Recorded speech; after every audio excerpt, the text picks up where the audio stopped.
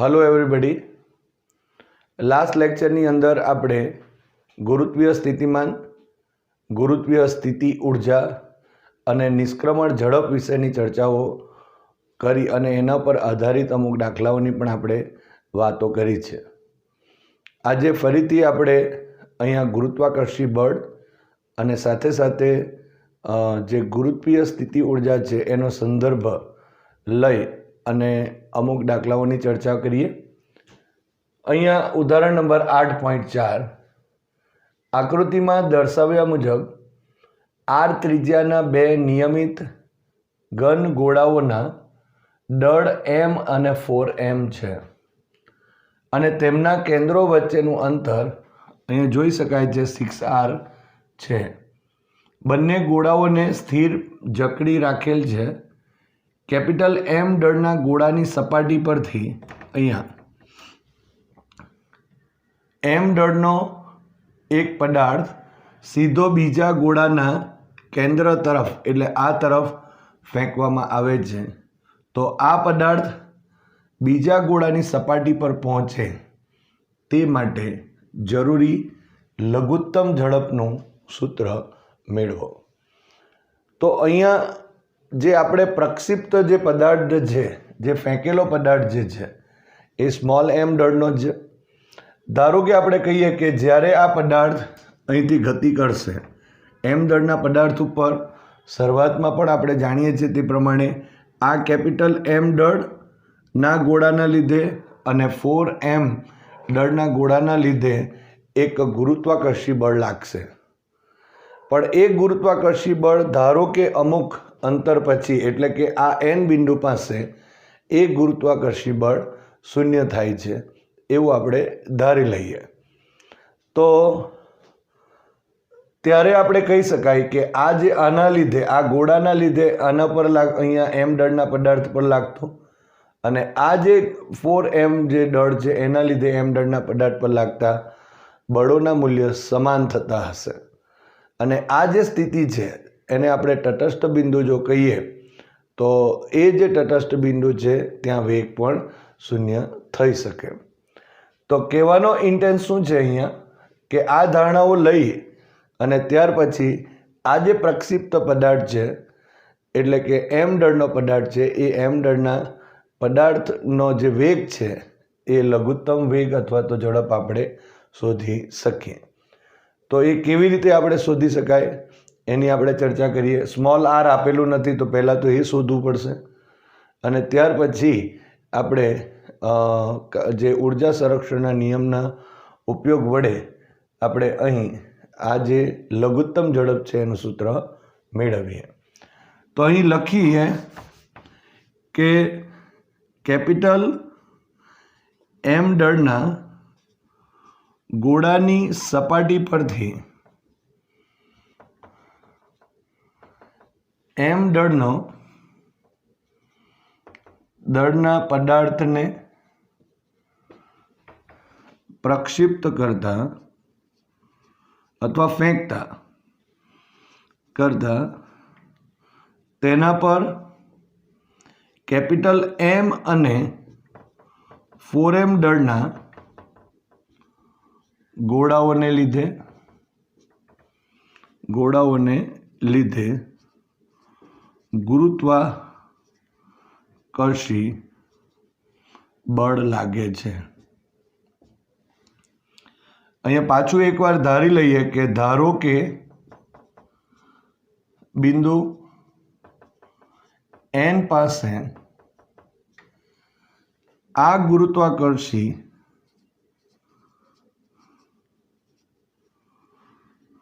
बळोनुं परिणामी बळ शून्य थाय छे। परिणामी बळ अहीं शून्य थाय छे। एनो अर्थ शुं थयो कि आ जग्या उपर आना लीधे अहींया अने आना लीधे अहींया लागतुं जे परिणामी बळ छे ए शून्य थशे। माटे अहीं स्मॉल एम दळना पदार्थ उपर कैपिटल एम दळना पदार्थ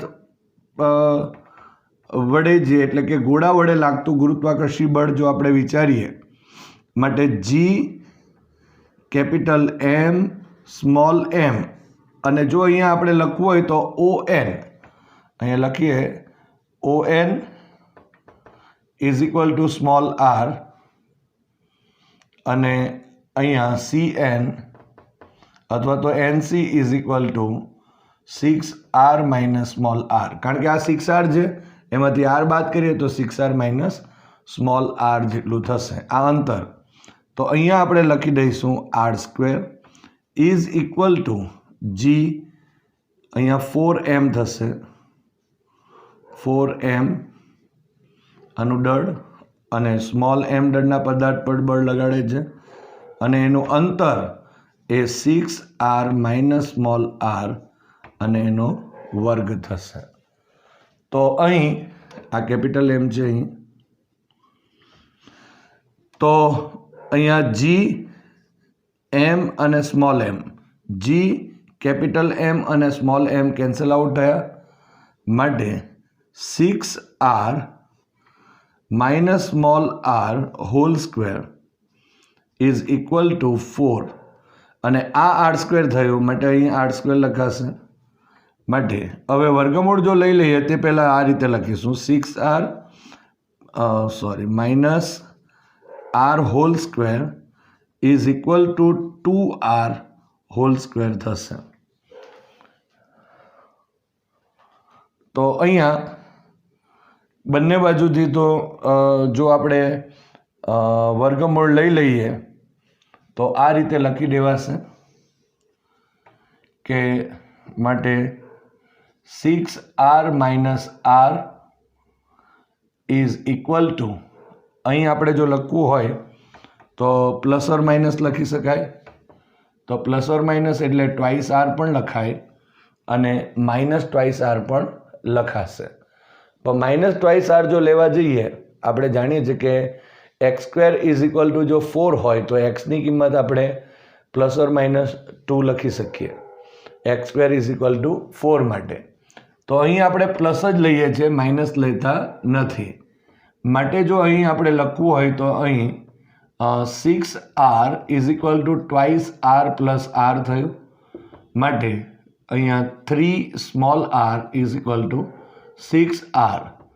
સો r is equal to 6r by 3. So અહીંયા 2 લખી દઉં. So small r is equal to અહીં ટ્વાઇસ r થશે. તો સૌ પ્રથમ આપણને અહીં આ જે પોઈન્ટ છે તે અહીં મળી ગયો કે small r is equal to twice r જેટલું મળે છે.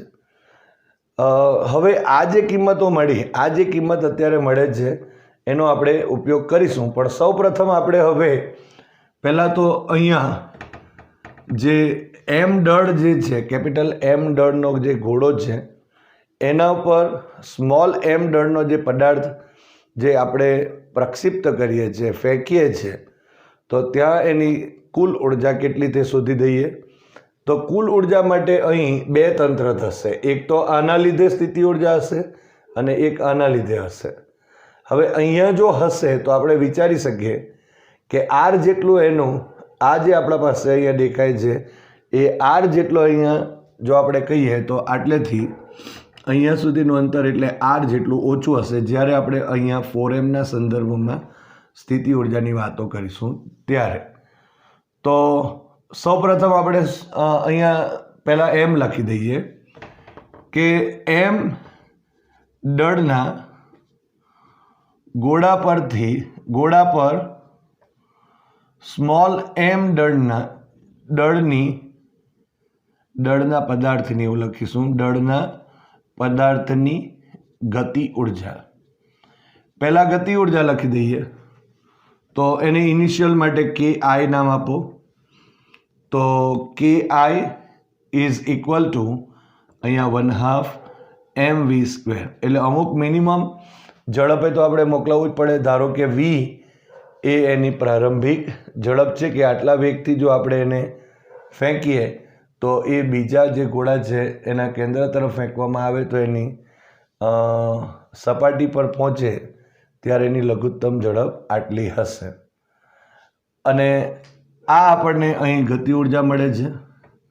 હવે ગુરુત્વીય સ્થિતિ ઉર્જા જો વિચારીએ, અહીંયા જ એમ દળના ગોળા પર એમ દળના પદાર્થની જે છે એ ગુરુત્વીય સ્થિતિ ઉર્જા આપણે વિચારીએ તો ગુરુત્વીય સ્થિતિ ઉર્જા કેટલી થઈ જવાની? તો એને યુઆઈ નામ આપીશું.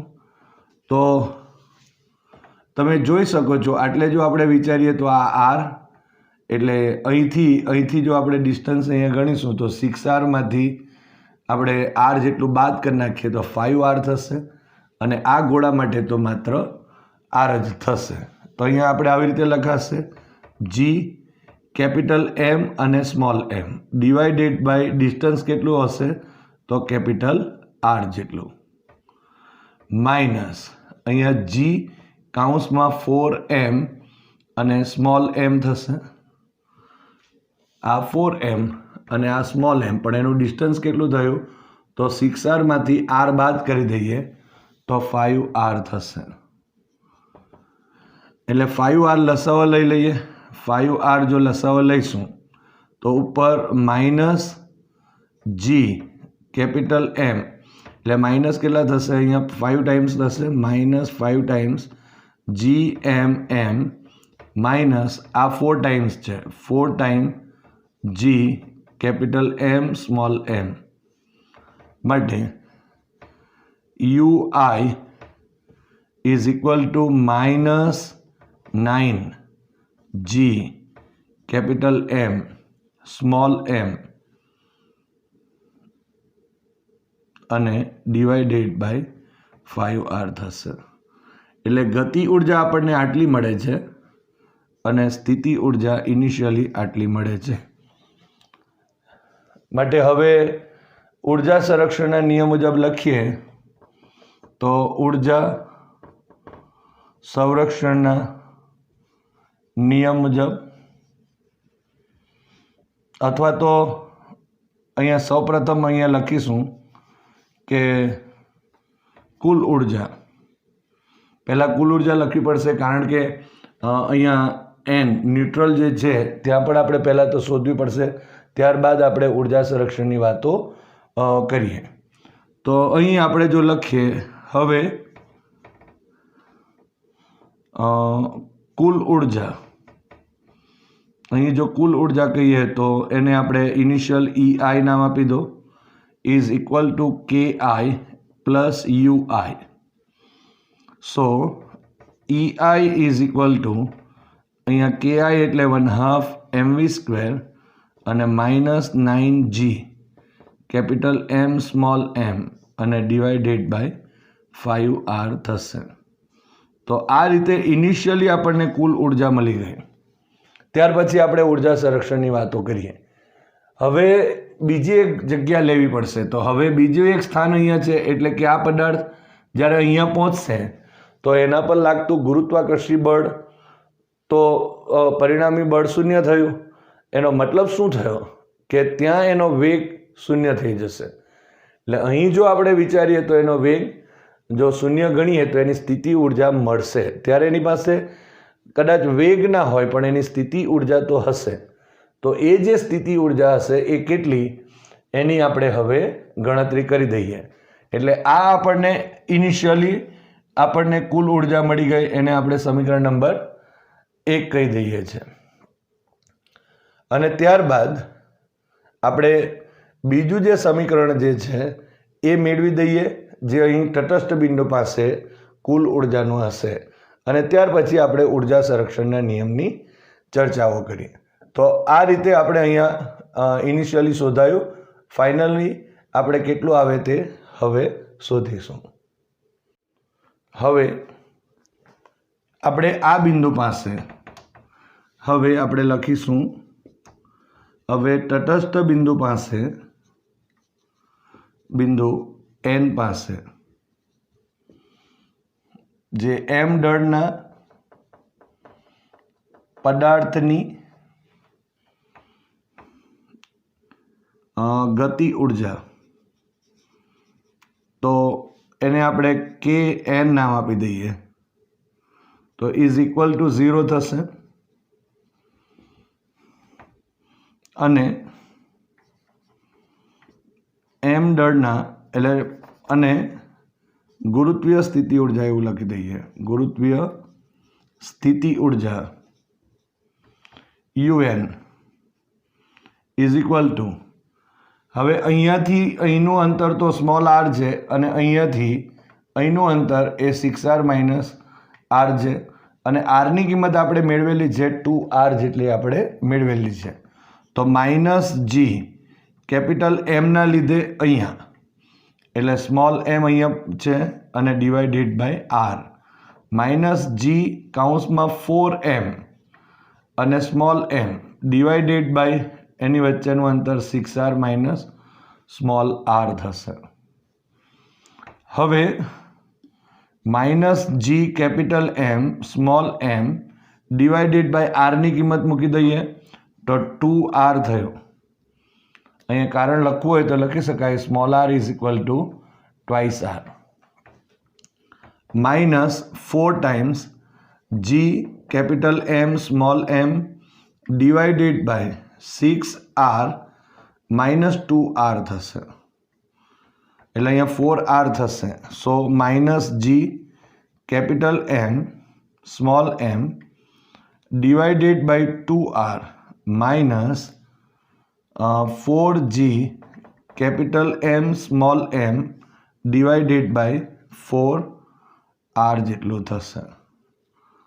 હવે અહીંથી જો આપણે ધારો કે આ 4 અને 4 કેન્સલ કરી નાખીએ તો માટે UN is equal to minus G capital M small M divided by 2r minus અહીંયા g capital M small m by r, g capital M small m by r. હવે અહીં લસાવો પાછો 2r થઈ જશે એટલે 2r લસાવો લઈએ તો ઉપર જી કેપિટલ એમ સ્મોલ એમ માઇનસ 2 વડે ગુણીએ સો 2g કેપિટલ એમ સ્મોલ એમ. એટલે અહીંયા જો આપણે UN ઇઝ ઇક્વલ ટુ મળી જવાનું અને એ જે પદ છે એ so UN is equal to minus 3 times આ 2 અને 1 G capital M small M divided by twice R થશે. તો અહીંયા આપણને UN પણ મળી ગયું. અહીંયા kn એટલે કે ગતિ ઉર્જા 0 છે અને સ્થિતિ ઉર્જા minus 3g capital M small M divided by twice R જેટલું મળે છે. માટે હવે કુલ ઉર્જા જો લખીએ n બિંદુ પાસે તો એ En નામ આપી દો. સો ઇઝ ઇક્વલ ટુ અહીંયા kn પ્લસ UN પણ આ kn તો 0 જ છે માટે En એટલે એ UN જેટલું જ થશે. So En is equal to minus 3g capital M small M divided by 2r થશે. તો આને સમીકરણ નંબર આપણે 2 આપીશું. હવે સમીકરણ 1 જે મળેલું છે આપણને એ અને આ સમીકરણ જે 2 મળે છે એ બંનેને આપણે ઇક્વાલિટી આપી દઈશું કારણ કે ઉર્જા યાંત્રિક ઉર્જા સંરક્ષણના નિયમ મુજબ. તો અહીં આપણે લખીશું યાંત્રિક ઉર્જા સંરક્ષણના નિયમ મુજબ અહીં EI is equal two En થશે. આના ઉપરથી આપણે વેગ મળી જશે એટલે 1/2 mv² minus 9g capital M small M divided by 5r લખેલું છે અને અહીંયા is equal to minus 3g capital M small M divided by 2r થશે.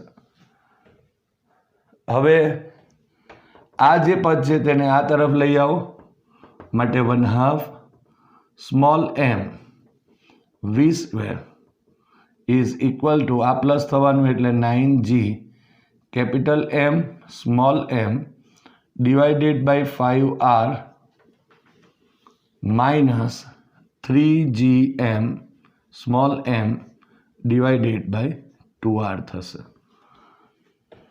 હવે અહીં 10 5 દુ 10 r લસાવો લઈ લો. તો અહીંયા 2 વડે જો ગુણીએ તો 18 gm સ્મોલ m માઇનસ અહીંયા 15 કરવા પડશે એટલે 15 gm સ્મોલ m અને ડિવાઇડેડ બાય 2 અહીંયા 10 r જેટલો લસાવો લીધો છે. હવે 18 માંથી જો 15 બાદ થશે તો 3 g capital M small m divided by અહીં 10 r થશે. પણ આ તરફ જો આપણે વિચારીએ માટે જો અહીં કહીએ તો 1/2 mv² મળે છે આપણને. હવે અહીંયાથી m કેન્સલ થશે આ રીતે. અહીંયા 2 છે તો અહીંયા 5 લખી દેવાશે. 5 દુ 10 થયા અને આપણે ઉપર લઈ જઈએ આ 2 છે એને અંશમાં લઈ જઈએ તો 5 દુ 10 થઈ જશે. એટલે બાકી શું રહેશે અહીં જો આપણે અહીં લખીએ માટે v² બાકી રહેશે અહીંયા 3gm ડિવાઇડેડ બાય એટલે 5 અને r બાકી રહેશે. 5 અને r. તો આ રીતે આપણે અહીં લખી શકાય. માટે v √3gm ડિવાઇડેડ બાય આ કેપિટલ M છે ડિવાઇડેડ બાય 5r થશે. તો આ રીતે આપણે આટલી ઝડપ જે છે એ ઝડપ લઘુત્તમ ઝડપ એની મેળવી શકાય.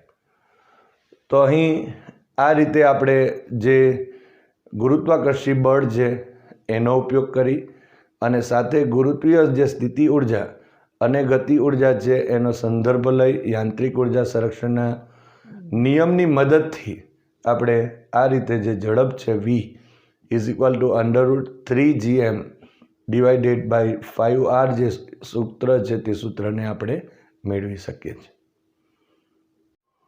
હવે આપણે જે સેટેલાઇટ એટલે કે ઉપગ્રહો છે એ ઉપગ્રહો એટલે શું એની ચર્ચાઓ કરીશું.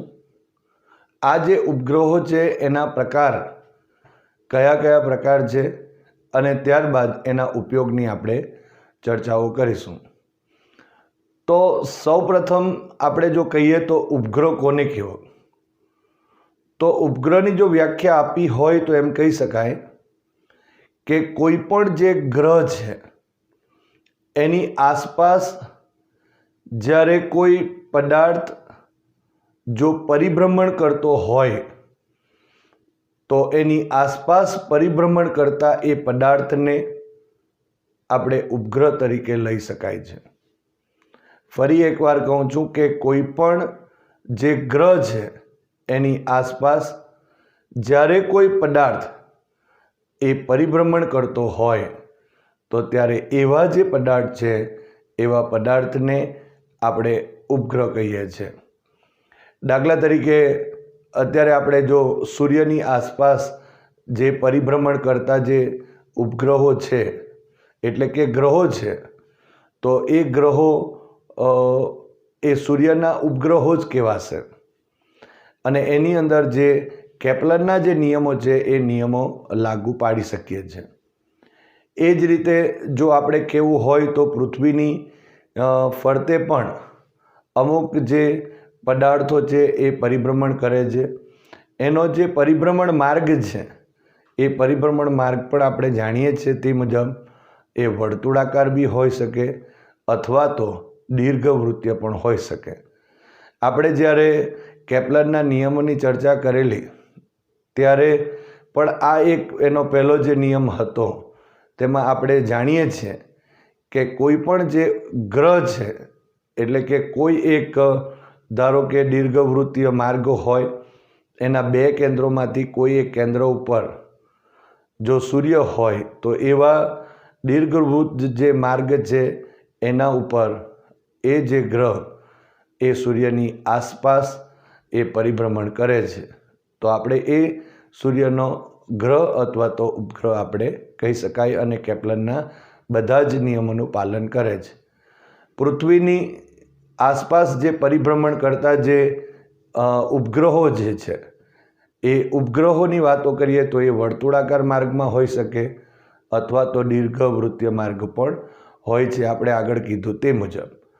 હવે આ જે ઉપગ્રહો છે એ ઉપગ્રહોના પણ પાછા બે પ્રકાર છે. એટલે ઉપગ્રહની સામાન્ય રીતે આપણે ચર્ચાઓ કરી, પણ એના જે બે પ્રકાર છે એમાં પહેલો જે પોઈન્ટ છે, પહેલો જે પ્રકાર એને આપણે કુદરતી ઉપગ્રહ કહીશું અને બીજો જે પ્રકાર છે એને આપણે કૃત્રિમ ઉપગ્રહ કહીશું.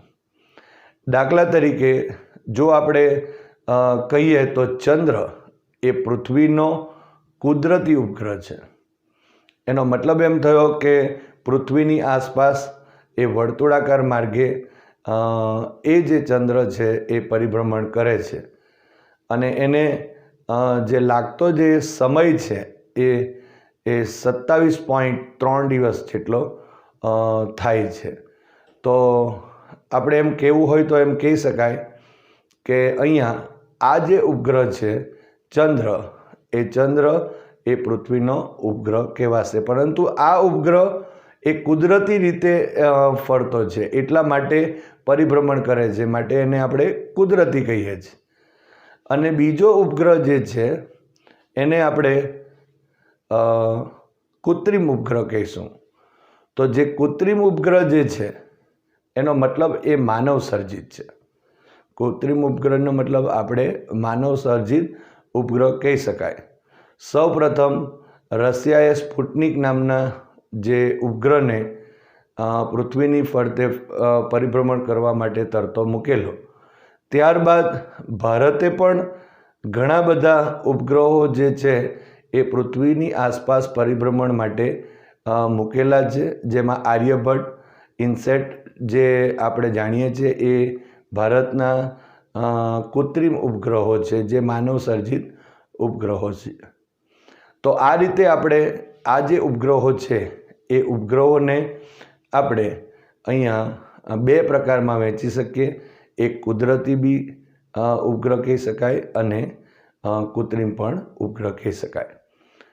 તો આ જે ઉપગ્રહો છે એનો નેક્સ્ટ પોઈન્ટ જો આપણે કહીએ તો એનો ઉપયોગ શું?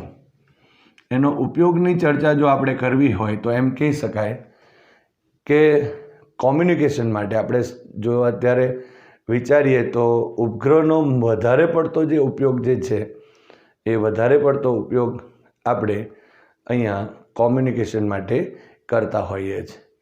તો આ રીતે જે સેટેલાઇટ છે એ સેટેલાઇટની આપણે ઉપયોગિતા જોઈ શકાય.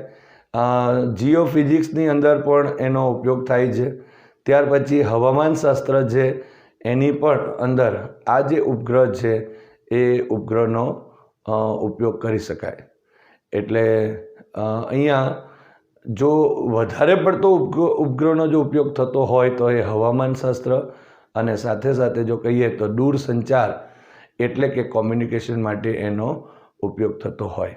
આમ આ જે ઉપગ્રહ છે એ ઉપગ્રહ વિશેની આપણે માહિતી લઈ શકીએ. તો હવે પછી એના જે કક્ષીય ઝડપ છે, આવટકાળ છે, એની ઉર્જાઓ જે છે એના વિશેની આપણે ચર્ચાઓ કરીશું.